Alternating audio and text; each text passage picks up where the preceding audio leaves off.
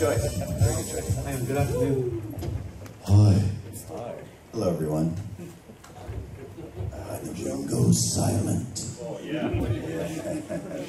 How do you do that? I don't know. It's my morning voice. It's how I wake up. Okay. So, hi, guys. We're the Steve and Greg Show, and we're here to take your burning questions. So hopefully you have something burning inside you, I can tell. Everybody jump up at once. Maybe we'll start off with a bit of trivia.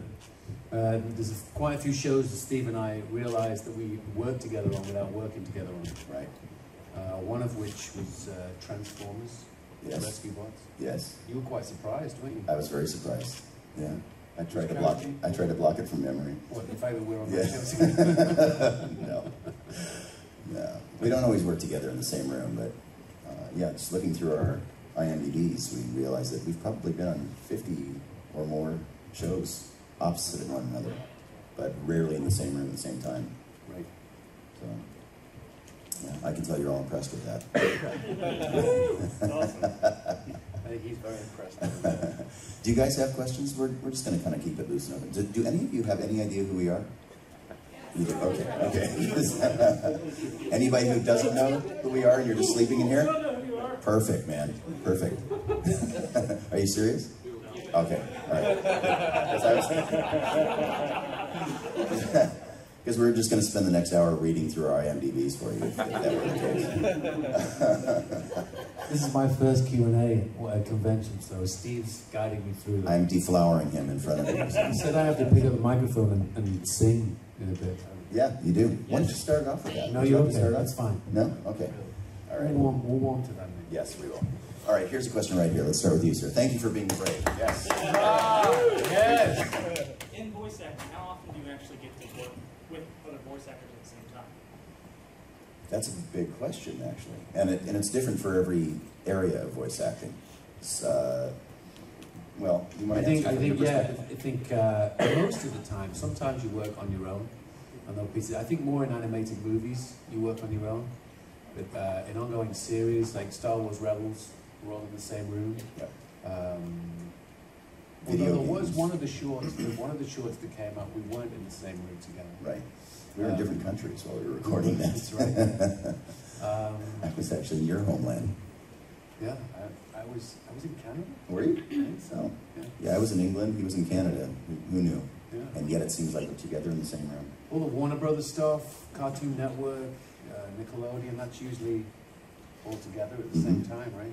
Yeah. Most video games are not. Most video games were in there with just us and the director and their crew. And same with anime. Anime is one-on-one because it's just too confusing when you're doing the logistics. And then sometimes it's the phone patch, isn't it? Yeah. I do this game, Dragon Age. I think that's coming out soon, Dragon Age Inquisition. And I think they're in Edmonton in Canada. So they'll be on the phone. I'll have the director on the phone and an engineer in the room. And we'll all kind of work through it together. Yeah. Yeah. All right, who's next? Don't make me come out there. Okay. Sir. Yeah, for like the Star Wars Rebels, I mean, did you go into like the studio and do that like is that Disney or ILM or what? Or how did all this It's not quite that glamorous. Oh, not quite that glamorous. Okay. Or No, we were bathroom or something? No, we recorded at a place called LA Studios. It's a beautiful studio in Los Angeles. But for those shorts, because the cast wasn't really assembled yet, they just had to kind of grab us where we were. And for that one particular short that I think we were in together, we were literally recording in separate countries over the phone. Okay. But most of the time we are together at LA Studios, and they try to get as much of the cast together as possible. How many episodes do you do at a time or whatever? Just one. Just one at a time? Yeah, 4 to 5 hour sessions for one episode, and sometimes we have pickups from previous sessions. But yeah, they take their time on the show. That's one of the great things about Rebels is that they will use up the whole 4 hours. Some shows try to rush it through, but our director, Dave Filoni, will actually come into the room with us, give us some background, and he really pays attention to every single detail. And he's a huge Star Wars fan too. Everybody in the crew is. And so they have people there from Disney and Lucas who are overseeing every step of the way. And we really use that 4 to 5 hours to its fullest. Yes. Anything in this, in the Rebels that they've let you kind of know that's going to be tying into the new movie coming next year? If we told you, we'd have to kill you. Good question. You don't have to tell us what it is, but Go ahead, Steve. have they let you know that you're doing something that's going to tie into that? We cannot confirm or deny. I'm just a I'm lonely not Lasad. specific. Yeah. I'm just saying, do you know, hey, I it's gonna tie wouldn't into even- Maybe. Maybe. Yeah. That's the most definitive answer you're gonna get on that one. Sorry, we can't even do a yes or no on that. Yeah. Yeah, no, they're really tight to the vest, as they should be for something like that. So, yeah. I'm sure they are. No leakage here, guys. Sorry. At least of that kind, anyway. How about you, and then you next? Could you just provide us with a list of questions you're not allowed to answer? Maybe. That would take up the whole hour on its own. Yeah. That's an excellent question. How about you, Becker? Have you by chance been able to go to the set of episode 7? No. Have you? No. I wish. I haven't even been to the ranch yet. I want to go so bad. Yeah. Hope that happens soon. Yes, Tell us something about Rebels that we haven't heard yet, between the promos and trailers and stuff like that. Anything you can tell us about Rebels that we haven't seen yet? No? No. In-room shenanigans, that's about it. You know. No, anything else? Somebody who hasn't asked one yet, and then we'll come back to you. How about you over here, sir? Give us a quick thumbnail of each of the characters. Oh, that's a good idea. I played Baron Rudor, TIE fighter, a little bit arrogant, a little bit full of himself, maybe not as smart as he thinks he is. Wouldn't you agree with that, Steve? Yeah, I wholeheartedly agree. What about you? What about your character? I play Zebarelios. Full name is Gareth Zebarelios. Only his mum calls him that when she's mad. He's huge, he's purple, he has prehensile feet. He's a warrior from his planet of the sun. He is of the Lasat species, a new species to the Star Wars universe. And carries an amazing weapon called a bow rifle. And he is kind of the martial artist of the group. It's a different fighting technique than has been seen in the Star Wars universe before. And is kind of the muscle and the big brother of the group. And definitely a rebel. A lot of bad things have happened to his people, so he's got an axe to grind with the Empire. Yeah, how about you? Yeah, great. How was working with the Pirates of the Caribbean with Johnny Depp? The Pirates of the Caribbean's been a really fun ride. When we did the first one, I don't think anyone expected it to be as big as it turned out to be.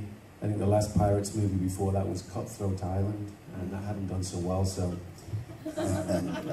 we weren't expecting it to be quite so big. Johnny was great. I remember when he went in for his wardrobe test, and he had the dreadlocks and the rings and the jewelry and the teeth, and he wanted it. He got the costume to how he really wanted it to look, and then he got the costume designer to add 10 more gold teeth, 6 more rings, 5 more bracelets, twice the amount of hair. And he went in to show the executives at Disney, and they were a little taken aback by how he looked. And he said, "Well, how about I lose some gold teeth, and I'll lose some of my hair, and lose some of the bracelets." And they went, "Great, perfect," and it's exactly how we wanted it to look at the beginning. So, smart man. Man knows what he's doing. Yeah. Yes. Were either of you or both of you Star Wars fans before you landed the job? Answer correctly on that. Maybe. Who's not a Star Wars fan? I mean, come on. Growing up, I didn't get to see too many movies at the movie theater, but I do remember Star Wars. And of course, it was indelibly inked in my psyche. So anytime you get to be a part of something that you grew up with is fantastic. And we get to do some really cool stuff. I was telling Steve the other night, we were talking about shows we've done, and I get to do Scooby-Doo, and a couple of times I've got to say, if it wasn't for you meddling kids, to go in the room and sit next to Casey Kasem, and the legend of Frank Welker. That's when I met him doing Scooby-Doo, and Rob Paulson, who you know, was in my first animated series. He played the nemesis to my hero, and now I get to meet and travel with this legend sitting beside me. So you know, I get to do I get to do Batman, Batman the Brave and the Bold, and the Batman, and so many incarnations. Every time I go into a studio and record, it's just a great, fun gig. And so to be a part of the Star Wars world, you know, first with the Clone Wars and now with Rebels, is a real privilege. The great thing about Star Wars is it really does bring out the kid in all of us, I think, and to hear an on-camera celebrity of his stature to be talking about it with this much love and reverence, it's actually kind of unusual. When I work with a lot of voice actors who don't do on-camera, and a lot of the on-camera people, frankly, are not necessarily as grateful for this kind of work as Greg is, and as a lot of them are on this franchise. But it kind of brings up that kid in all of us. And I was there in 1977. I was graduating high school when A New Hope came out. And I saw it 3 times that weekend. And I remember as a teenager sitting there in the row, and I think the first 3 rows, and seeing the Imperial Star Destroyer come across the screen for the first time, and everybody's head snaps back in the theater. And like you're saying, it leaves an indelible impression. And to come back all these years later, and I've worked on a lot of the games too, we both have. Right? You've worked on games too? Yep. And very exciting to work on the games, and I love everybody at Lucas. That time it was LucasArts. And it was so exciting to do that, but this just takes it to a whole different level now. And I'm a Star Wars, I'm that 17-year-old kid all over again. And especially watching the first couple of episodes of the show, it brought back that same sense memory of wonder and excitement that Star Wars gave me back then. So it's nice to have those moments in our career when we're so busy, we're working on so many different things, and most of the shows are really fun and great to work on, but there are these few that really stand out, and this is one of them. Fire away. Well, good. No, go ahead. You be next. Yeah. Have you explain if there's any differences since Disney took over as opposed to with LucasArts? Has there a lot changed or anything changed at all, really? You know, I think one of the great things is that, from my perspective, there's no difference. Yeah. And I think that's obviously Disney, you know, smartly just allowing Lucas to carry on the way it's been going, and not interfering and meddling, and you know, if it ain't broke, don't fix it. So, Yeah. and just from our point of view. Yeah, to their credit, Disney has really, they've been an incredible support for this show, and to get Star Wars relaunched again, and everything Disney has been touching, I think, and the Marvel franchises too. Both of us work a lot on the Marvel franchises, and Disney has really, you know, they certainly have their input on things, but they have been so incredibly supportive and wonderful to just kind of stand back and let the people do this who have been doing it forever. So, you know, from my perspective also, and in several different incarnations of shows that Disney is now a part of, it's been nothing but a great experience. That's the best possible news. Yeah, it is. No, it's really good. I'm a big fan. I'm a big fan. Do you have a question over here? All right, so my question was, have you read John Jackson Miller's novel or any of the other tie-in material with Rebels? Not yet. I have them. I haven't read them yet. I will, though. It's on the list. Have you? I have not. Oh. Yes. Favorite roles you've had in the I always say it's the role that I'm doing at this moment in time. I know that sounds like a twee, cheesy answer, but I think that's the case. You know, I got to do a Western last year. I had a fun time doing that. I think that's going to be out sometime this year. It's with Demi Moore and Kiefer and Donald Sutherland and Brian Cox. What's it called? Forsaken. Coming soon to a theater near you.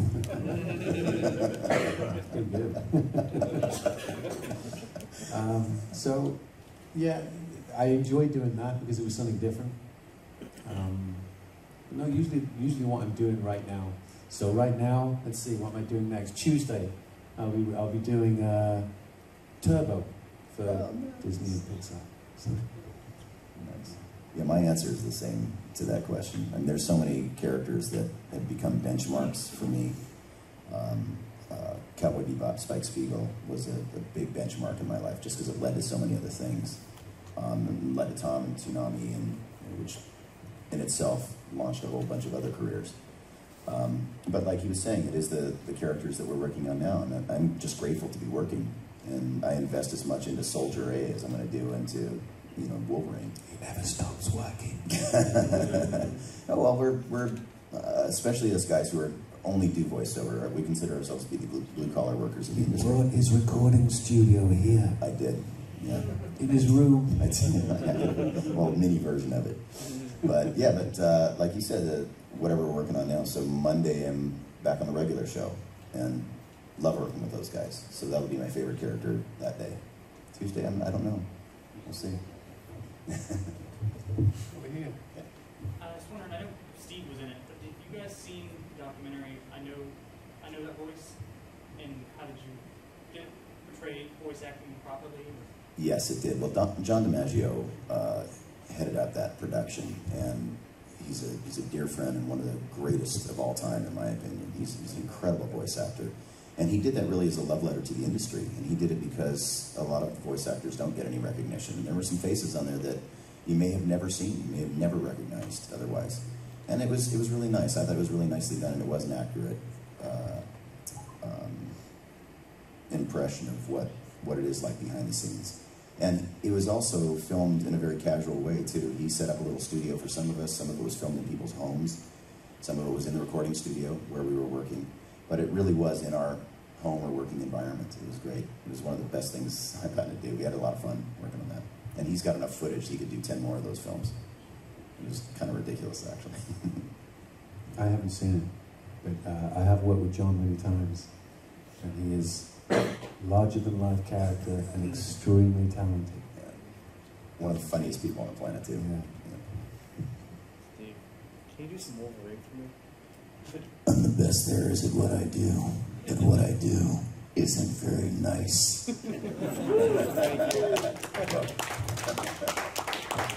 I think was there a question back here? There we go, sir. I have two questions, maybe three. Sure. Yes, sir. Number one, how many episodes of Rebels have you guys done so far? And number two, just as a general question as a voice actor, how much direction do you guys get as far as your delivery? And you have somebody there constantly say this way, say it that way, or do they just let you, here's your lines and run with it, do what you want to do?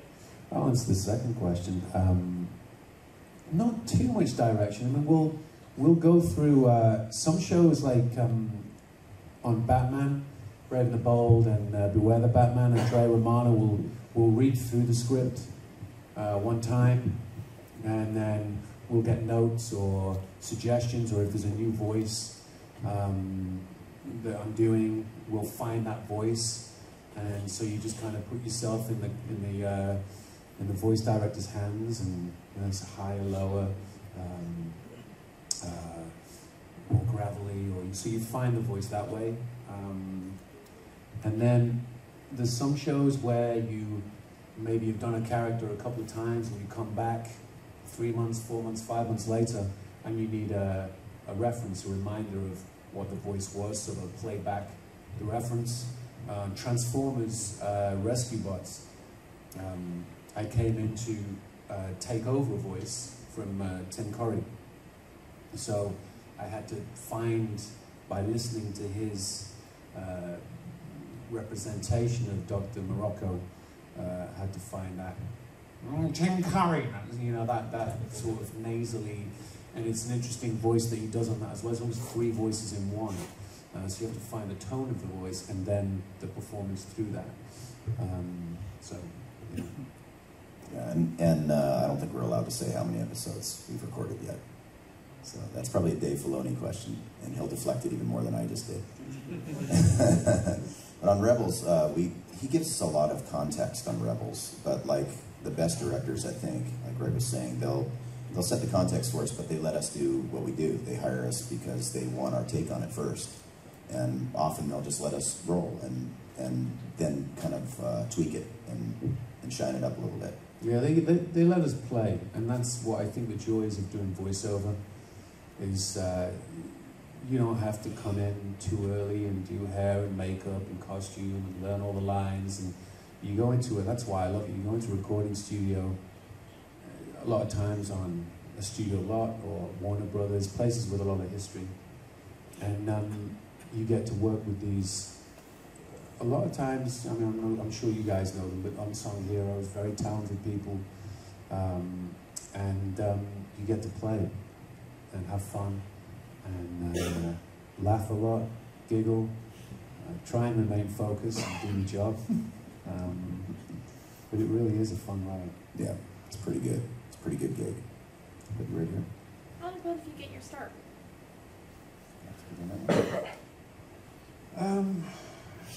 Well, I was telling Steve, voiceover-wise, I've been on camera for many years in theatre, and someone said to me years ago, maybe 14 years ago, 15, maybe more than that, you should try voiceover. And I said, oh, okay. And I went and met with an agency. I was very naive at the time. I thought I'd just walk in and they'd sign me and I'd start working. And I met all the agents, and I think I just, I went in with such energy and tried to do so many voices and act really wacky and zany. I think they probably thought I was on some kind of drugs. But to their credit, they signed me. And the first animated series I got was actually, it was from a comic book I'd read as a kid. I got to play the title character, and the guy who created it was from my hometown, and the guy who played my nemesis was Rob Paulson, and he's still one of my favorite voiceover guys. He's probably right up there. He's just super talented, gracious, humble guy, and I learned a lot with him on one side, Jeff Bennett on the other, and Maurice LaMarche across the way. So Crazy. That's how my journey in voiceover started. Wow. And I started by accident. I was actually a struggling musician playing in an R&B band during the 80s, opening for Heavy Metal Acts. And so that didn't go so well. But my day job at the time, I had a few jobs. My day job at the time was working in a mailroom, and I was a driver for a low-budget film company called Empire Pictures. And we were famous for films like Reanimator and Ghoulies, a lot of those films, the Puppet Master movies. And so I was low man on the totem pole. I was picking up condoms in the parking lot and driving the boss's dogs to get deskunked. And the head of the mailroom and head of the drivers was an actor. Everybody else in the building was an actor. And he was casting up this Japanimation program called The Guyver. And they needed a guy who could do some creature voices. And I happened to have the deepest voice in the mailroom. And so he said if I came in on a weekend, he'd feed me free breakfast and free lunch. That was all I needed to get into the door. And he wanted to try me out on this thing. And if it worked out, they might pay me to actually be on the show. And they were going to pay $7 a line to do this thing. And I thought this was great money for just messing around. So I walked in the studio, and at that time, the technology wasn't quite what it is today. And it was in a tree house. It was literally in this guy's tree house in his backyard. He had a band, and he had a little recording studio that he built in this crazy tree house.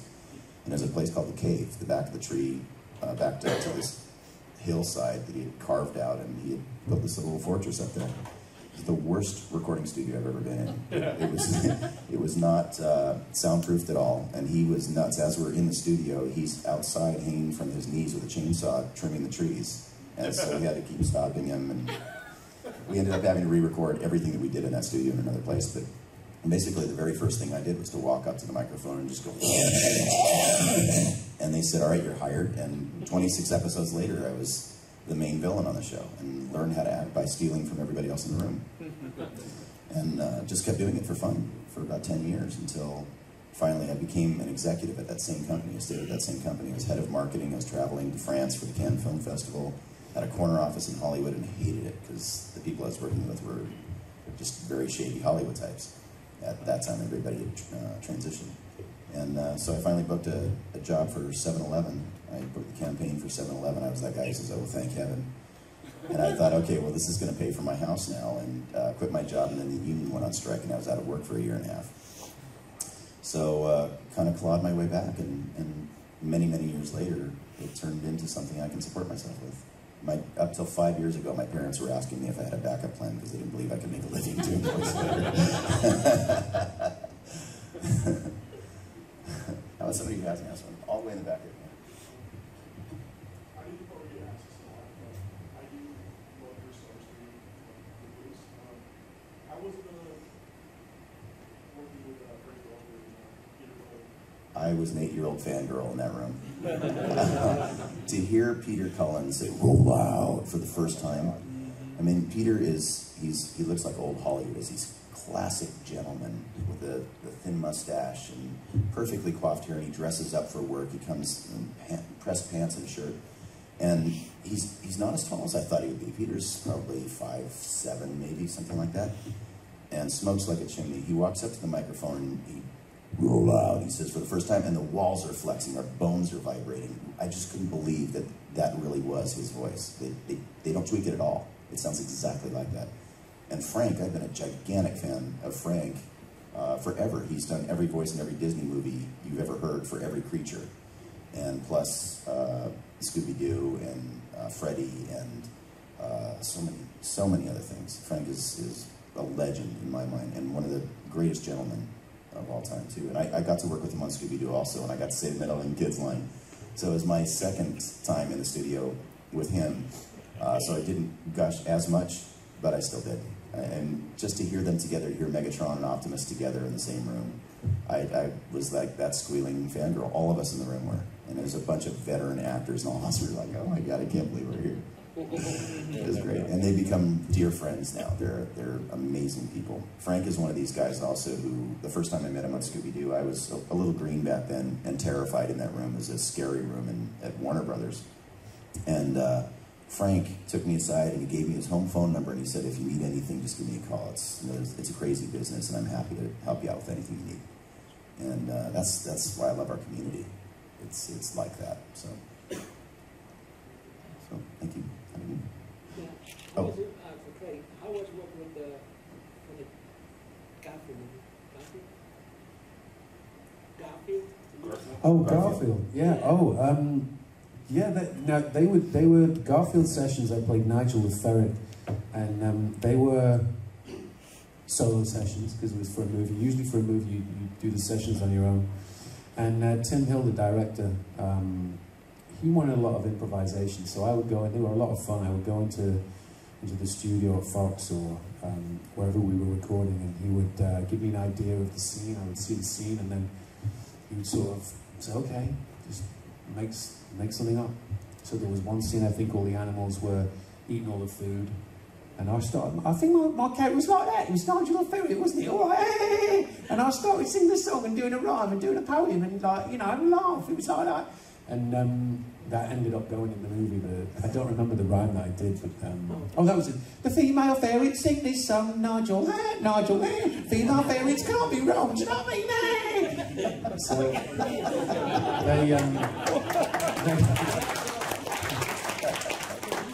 So those are the moments where you kind of, when you're improvising, you do something and you don't remember what you did, and then you see the move and you go, oh, I did that. The same thing happened talking about Frank Welker. I was lucky enough to be invited by the delightful Chris Zimmerman to go to Cartoon Network and do an improvised episode of a cartoon, which apparently is very rare that this happens. And it was with Phil Lamar, Gray Delisle, Frank Welker. And they put us in a recording booth at Cartoon Network and just let us start creating a story and characters. And it ended up being, I think we went in time traveling mode back to the days of King Arthur. And I played the campest lady of the lake that's ever been. I was like, oh, I am the lady of the lake, Arthur. What would you like? So go shopping, get some shoes, should you? And then we did about an hour of silliness and lots of different characters, and then they sort of molded the story together, and then we got some semblance of an episode from it. But things like that are just, fun. So in answer to your question, Garfield, yeah, fun. Fun? Yeah. So you never worked with Bill Murray, right? The closest I got to Bill Murray was crawling up his pants. My character crawling up his pants at the end. I didn't. I couldn't fit. I mean, not that I'd want to. I'm sure it's warm and snuggly. So I stop. Next question. Did either of you meet Don Juan Fontaine? No. I traveled in his footsteps a lot. When I was recording for Toonami, back in the day, we were recording in the same studio. And I would get a stack of sides for what I was going to be recording that day. There was, maybe 3-4 sheets. And Don, who had just been in there, he'd just come by limo, and had just left by limo. His stack was about that thick, and he would just bang them out. Really? And so I was just trying to absorb some of the essence, scrape off DNA from the microphone. I always wanted to meet him, and I heard he was a really warm, wonderful guy. Yeah, one of my heroes of voiceover too. Got time for one more, guys. Okay, who hasn't asked a question? Who has a burning one going? Okay, how about you right here? So you guys both have musical careers, and he has an album. Did you have an album yet? Do you guys have albums for No, I used to make music.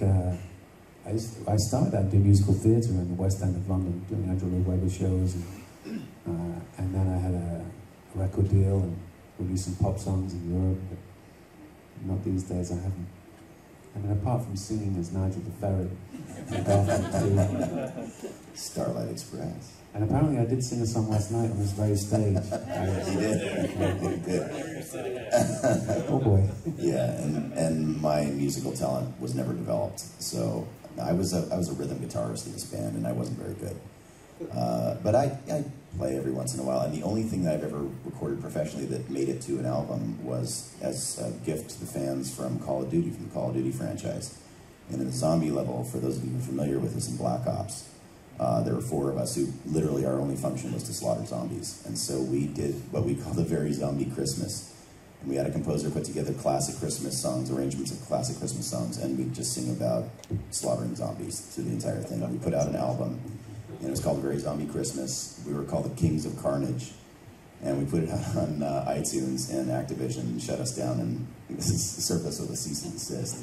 Because we didn't ask for permission first, and we should have. But you can still find it. If you look on YouTube, just look for Very Zombie Christmas, and they're all there. You don't get some of the chatter in between, which is drunken and... anyway, but there's plenty of that in the songs. I did rap at the end of a game called Shadows of the Dam, which... Again, Steve reminded me we were the 2. You were Mike Johnson, and I was Garcia F. Hotspur. Right, and I don't remember the voice. Oh my goodness! And we also found out that we both voiced Rocket Raccoon. Right? Yes, we did. I was a bad impression of his version of it. Apparently, that's what the fans are saying. It's cruel. I don't care. I was cheering him. I actually retweeted that. Oh, and I'm singing on Doc McStuffins also, the show Doc McStuffins. If you have little kids, I've done several episodes of that, so I'm Commander Crush on that, and we sing I Feel Better, So Much Better. And also there's a kangaroo, also kangaroo on that too. All right, mate. Boxing kangaroo. Try the Tasmanian Tiger. Yeah. You love that game, right? And last week I was singing on, I just started doing The Lion Guard, which is the new Disney series, following on from The Lion King. And I was singing last week on a great song they've written for that. There's music and songs in that show, and it looks fantastic. So, Ladies and gentlemen, put your hands together, please. thank you again. Thanks for having us. Thank you.